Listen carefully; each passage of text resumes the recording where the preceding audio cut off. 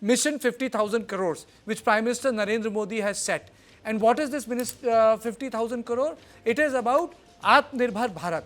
It is about defense export. It is about exporting BrahMos. It is about Akash. It is about we making weapons for 80 countries.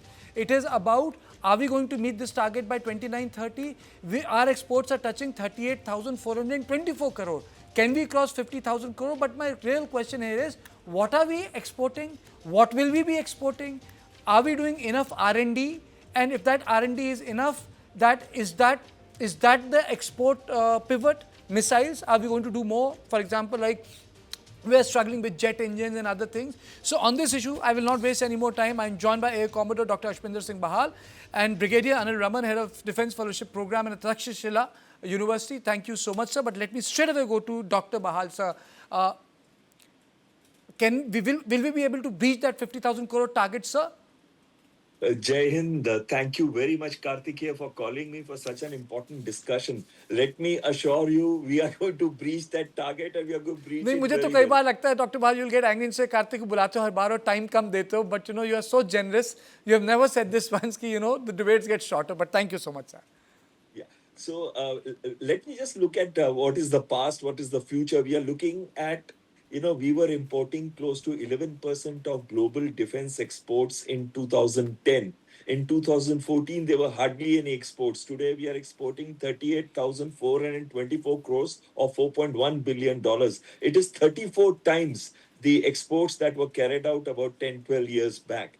And the best part is the DPSU contribution is 54.84% and private companies is 45.16%, whereas the government by its IDEX and Aditi schemes has been giving a lot of innovation and encouragement to companies for startup, especially in artificial intelligence, robotics, cyber, in many fields, even like high-powered microwaves. Our defense exports mainly are to 80 plus countries with 145 items like Armenia. It is Akash missile, Pinaka, Swati radar, ATAGS, howitzers. Then Philippines is BrahMos.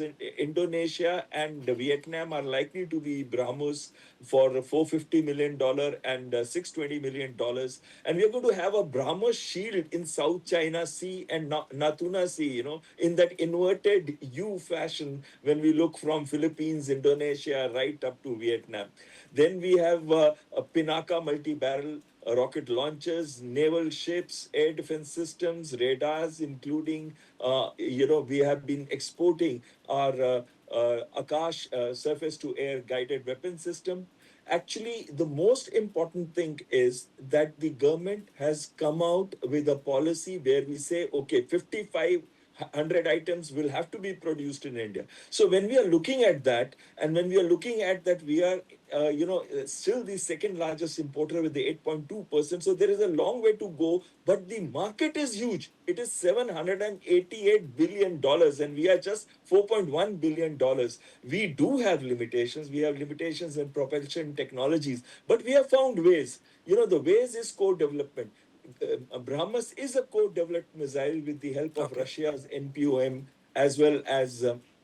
You wanted to say something? Yeah, I want to diversify it a little in the sense, and then come back to you, sir. Brigadier Raman, we are exporting missiles. Like, for example, American exports like cutting-edge technologies, jet engines, and they're diversified. What sort of things we must be doing to diversify our portfolio of export? Kartikeya, firstly, thank you for having me on, and it's a great pleasure to be with Air Commodore Bahal, who was my professor long time back in College of Air Warfare. As far as your question is coming, just before that, what I'd like to highlight is there are certain very distinct opportunities which have come up, which will, guide as to what kind of weapon systems we could import. For example, if you look at the US, they have excellent equipment, but very expensive and political strings attached. If you look at Western Europe equipment, again excellent, but fragmented production, multiple countries. If you look at Russia, which is a traditional supplier, they are going through a war and most of their effort is directed towards their own military. And of course, you have China, which has captured much of the defense market, but there are question marks on quality as well as, integrity. Everybody is wary of Chinese components today. So that has created an excellent space for us to export our kind of weapon systems. Now, what I would suggest is, rather than going for the most high-end kind of weapon systems, which let's talk about, aircraft and things like that, which we are still under the, we still are developing ourselves. But there is huge space for systems like missiles, rocket artillery, air defense artillery and ammunition. And one thing I would like to highlight is there is a very, very big growing market for drones. Our own drone industry has taken off in a very major manner, encouraged by the procurements of our own military, and this has created both expertise as well as capabilities, which I think which would be absolutely applicable for export to our these markets which we have identified. Okay. Dr. Bahal, will we be able to do those cutting edge things which the Americans and Russians are doing? I know they are making jet engines, they're trying to miniaturize nuclear propulsion, their technology in submarine making. In future, if we want to be defense exporters, where should we be working? Like Turkey revolutionized its defense exports through drones. What should be our Exactly. pivot? Right now, we are exporting BrahMos and Astra. Where should we be Absolutely. pivoting? Yeah, we should pivot in two places, like the brigadier mentioned. One place is the drones, because 600 companies in India are working on drones and counter drone systems. And counter drone systems, we have really achieved after Israel a great amount of precision. If we are looking at, even D4 technologies being used in, integrated drone detection and interdiction systems, we have increased the ranges from 2 kilometers now to 3.5 to 5 kilometers with 30 kilowatt systems. And we are now with 145 companies in international markets. We are looking into great expansion. We are right now at that stage where we say propulsion will take place in our defense exports in terms of drones and counter drones, like the brigadier was mentioning. Now we come to the second and very important thing. The critical technologies, if you look at scramjet, now, the scramjet, we have achieved 1,000 seconds, which is close to 20 odd minutes. And very few countries in the world, if you leave it, Russia, China, and US, are the countries that have expertise in this area. And when we have expertise in scramjet, we have expertise in hypersonic technologies. Though our own Agni missiles right now are mostly from Agni 1 right up to Agni 5, are hypersonic missiles, with Agni 5 being 24 Mach, and now including MIRVs. And we are also looking at satellite launch capability, which we have been able to become a world leader. If you remember, hundreds of satellites were launched in just one launch vehicle a few years back, and we did create a world record at that period of time. So we are also looking at propulsion technologies like single crystal blade technology, which is actually being our weak area, our Achilles heel. Now we are looking at improving that with co-development. That's why we are going with Safran, and we are having a $7 billion, JV with them, so that we produced AMCA's engine, which is going to be 120 kilonewtons to 140 kilonewtons, the engine that does not exist with the French Air Force as of this moment. So we are going to have that kind of a technology in the coming few years. And I'm very confident that we have succeeded wherever there has been co-development. Like the brigadier is mentioning, when we are looking at aircraft and singly developing it, then it's a difficult task. But suppose we join GLOCAP, that is the Global Combat Air Program or Futuristic Combat Program of the sixth generations with any of these countries. It could be UK, Japan, or Italy, or it could be the French, German, and Spain company combined, which Germany has walked out. So it's given us an opportunity. We could go there if we like France. So we must get networked with these sixth generation technologies, with this in co-development,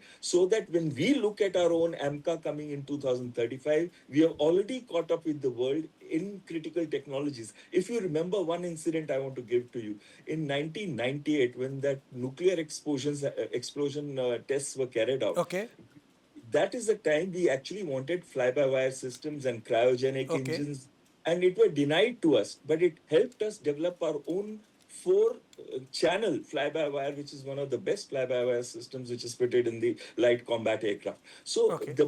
And also, we are doing exceptionally well. Just last line, exceptionally well in Virupaksha, that is the advanced electronically steered array radar, which has 2,400 to 2,500 Okay. transmit receive modules. I mean, we are in advanced critical. We are at that point, inflection point. Another 7 years, we'll be at that Okay. place.